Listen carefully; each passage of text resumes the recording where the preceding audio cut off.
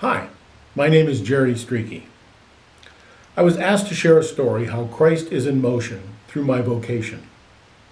I have many vocations: father, husband, brother, grandfather, and volunteer. But today I would like to discuss my vocation as a research chemist. I worked as a research chemist for 34 years and retired at the end of 2013. The normal reaction I get when I tell people that I was a research chemist is, "Oh, chemistry. I really did not like chemistry." But I loved chemistry. I loved mixing two clear liquids and getting a yellow solid and understanding why. I loved the sense of satisfaction of being the first person in history to make a 15-membered macrocyclic nickel complex substituted with a nitro group. I bet that is the first time some of those words were heard from this pulpit.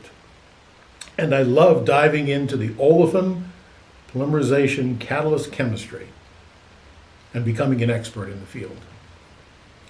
When people know me for a while, they have the second most common reaction, and that is, how do you rationalize your religious beliefs with your scientific background? My response to that is shaped by a few quotes. Einstein said, "Science without religion is lame. Religion without science is blind." Carl Sagan, the noted astronomer, wrote, "Science is not only compatible with spirituality, it is a profound source of spirituality. When we recognize our place in an immensity of light years and in the passage of ages, when we grasp the intricacy, beauty, and subtlety of life, then that soaring feeling, that sense of elation and humility combined, is surely spiritual.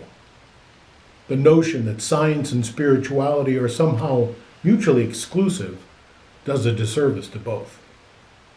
And finally, Francis Collins, who was the lead scientist at the National Institute of Health on the Human Genome Project, wrote in his book, The Language of God, Will we turn our backs on science because it is perceived as a threat to God, abandoning all the promise of advancing our understanding of nature and applying that to the alleviation of suffering and the betterment of humankind? Alternatively, will we turn our backs on faith, concluding that science has rendered the spiritual life no longer necessary and that traditional religious symbols can now be replaced by engravings of the double helix on our altars? Both of these choices are profoundly dangerous. Both deny truth. Both will diminish the nobility of humankind. Both will be devastating to our future, and both are unnecessary. The God of the Bible is also the God of the genome.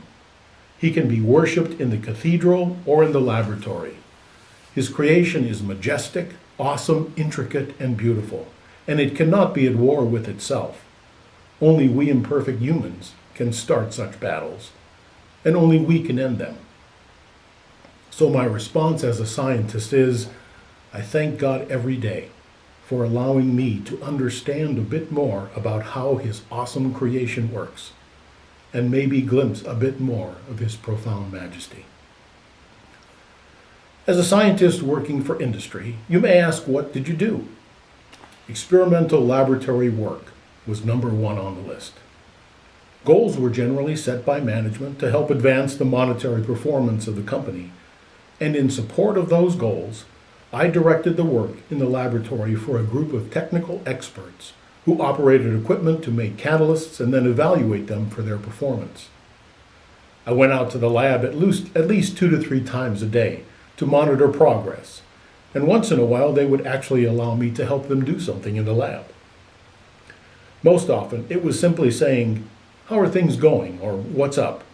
Then we would spend a short time talking about work, followed by a prolonged conversation on any number of non-work related topics.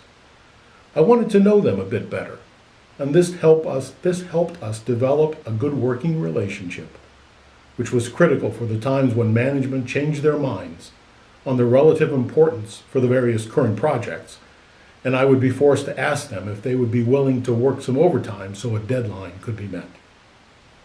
I specifically enjoyed the times when they asked a question about something they did not understand in the work they were doing, and either I could explain chemically what was going on, or we could troubleshoot the problem together to find a solution. Now I would like to relate a story.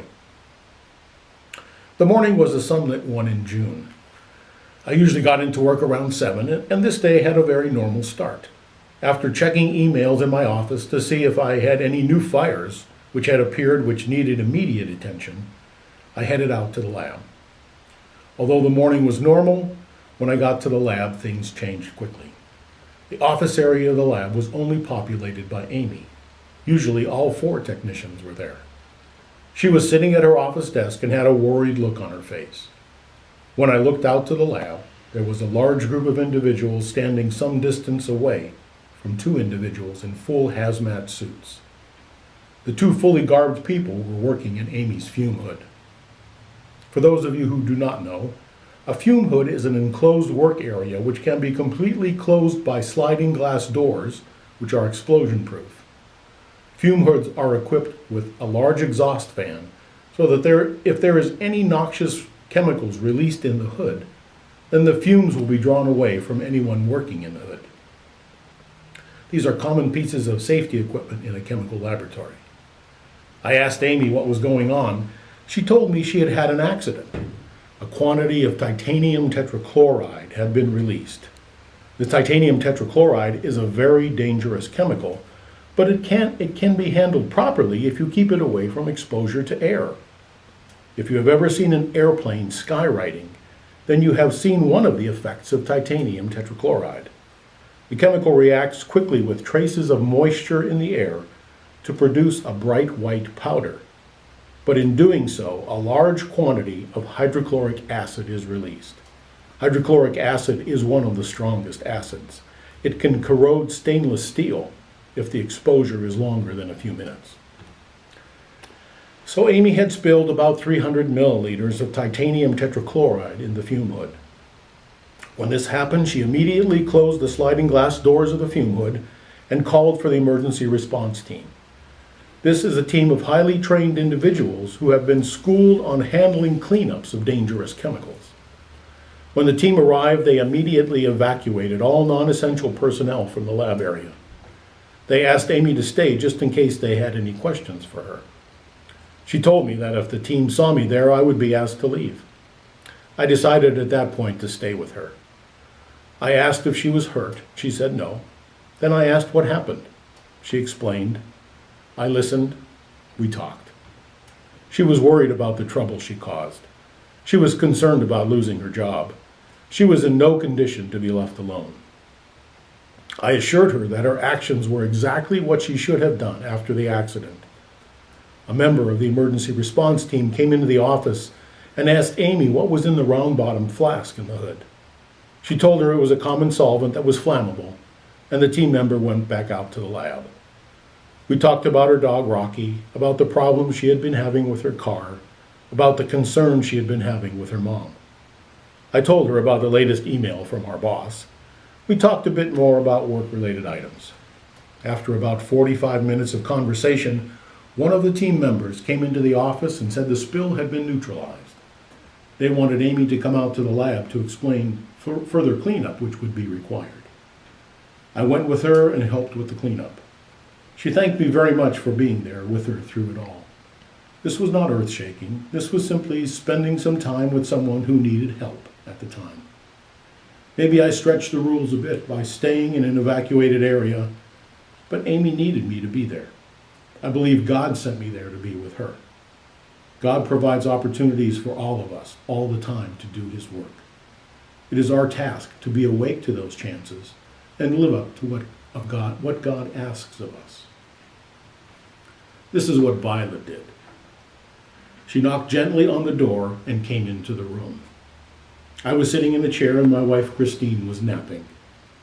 This was the first day in Hinsdale Hospital rehab unit after my wife had had a stroke.